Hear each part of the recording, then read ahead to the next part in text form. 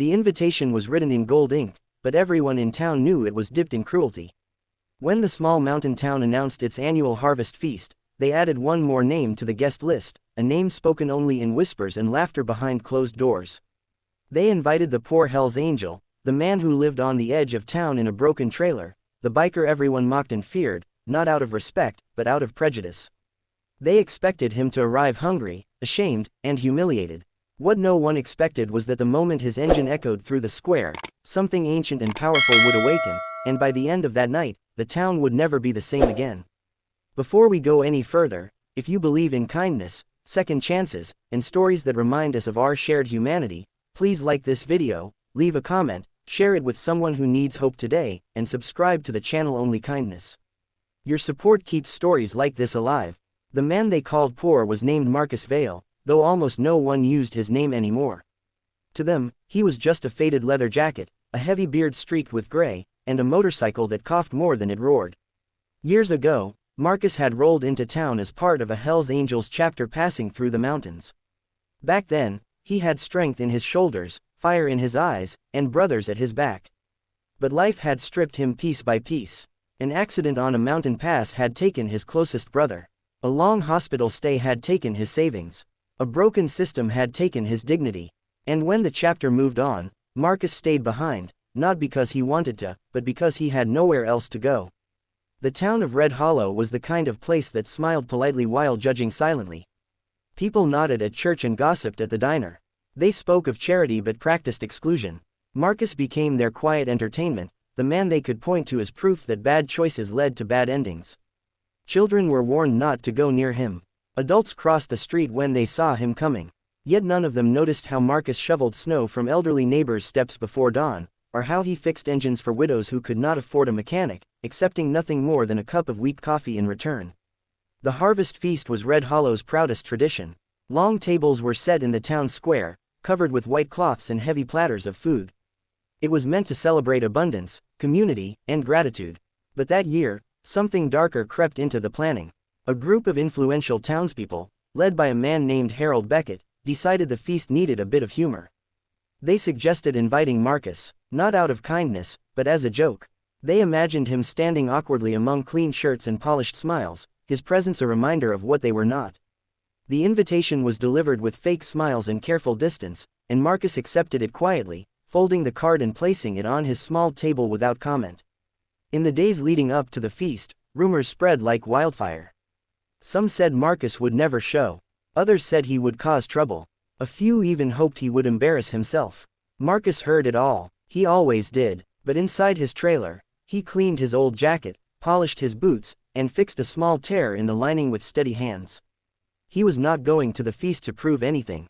He was going because the invitation, no matter how cruel its intent, was still an invitation, and somewhere deep inside him lived a belief he had not yet allowed to die. On the evening of the feast, Red Hollow glowed under strings of lights. Laughter filled the air, plates clattered, and music drifted between the buildings. People gathered, dressed in their best, congratulating one another on a good year. Then, from the far end of the square, a low, familiar sound cut through the noise. An engine, not loud or aggressive, but steady and deliberate. Heads turned, conversations stalled. The motorcycle rolled into view, its chrome dulled by time but cared for with love. Marcus sat upright, his jacket worn but clean, his posture calm. He parked at the edge of the square and removed his helmet slowly, as if giving the moment the respect it deserved. The silence that followed was thick and uncomfortable. Some faces showed disappointment that he had actually come. Others showed surprise. A few showed something close to fear. Marcus walked toward the tables, each step measured, his eyes scanning faces that had judged him for years. He felt the weight of their stares, the unspoken question of why he dared to show up.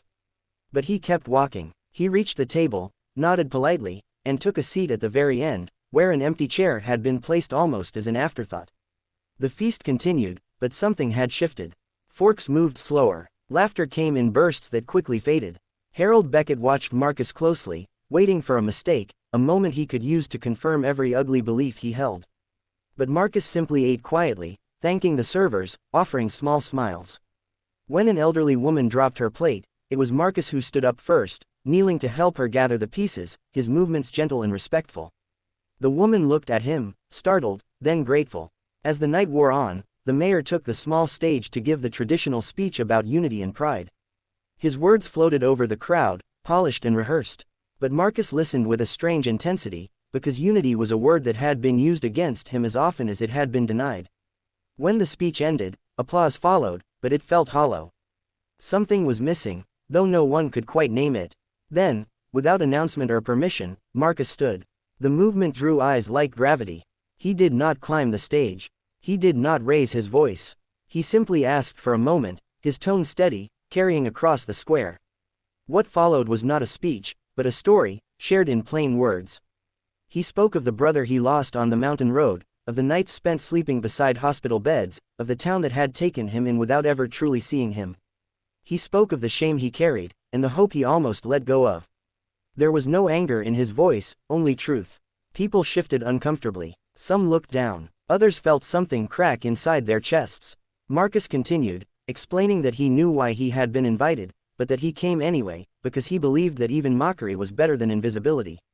He reminded them that abundance meant nothing if it was not shared with dignity. That a feast meant little if someone at the table was there to be laughed at rather than welcomed. By the time he finished, the square was silent again, but this time the silence was heavy with reflection. The lights above seemed softer. The music had stopped. Harold Beckett's face was pale, his planned amusement replaced by something dangerously close to shame. The mayor cleared his throat, searching for words, but none came. Then something unexpected happened. One by one, people stood. Not to leave, but to move. Chairs scraped the ground as townsfolk approached Marcus, offering hands, nods, quiet apologies. An elderly farmer placed his own jacket around Marcus's shoulders despite the mild night air. A young mother thanked him for fixing her car months earlier when she had no money. Stories surfaced, small kindnesses Marcus had done without recognition. The image of the poor Hell's Angel began to crumble, replaced by the reality of a man who had endured more than most and still chosen decency. The feast transformed. Plates were rearranged. Marcus was guided to the center table, not as a spectacle, but as a guest. Food was passed. Laughter returned, this time warmer, more honest. The town of Red Hollow saw itself reflected in Marcus, not as superior, but as equal in vulnerability and need. As the night ended, Marcus walked back to his motorcycle under the fading lights. He felt lighter, not because everything was suddenly fixed, but because something had shifted inside the town, and inside himself. He did not know what tomorrow would bring, but for the first time in years, he believed it might be worth staying to find out. If this story touched your heart even a little, please take a moment to like this video, share it with someone who believes in second chances, and subscribe to Only Kindness so more stories like this can be told. And before we end, please comment below and tell us what kindness means to you, because your words might be exactly what someone else needs to read today. In a town that thought it knew who deserved a seat at the table, one man's quiet courage reminded everyone that dignity is not earned by wealth or status, but revealed by how we treat those we once chose to overlook.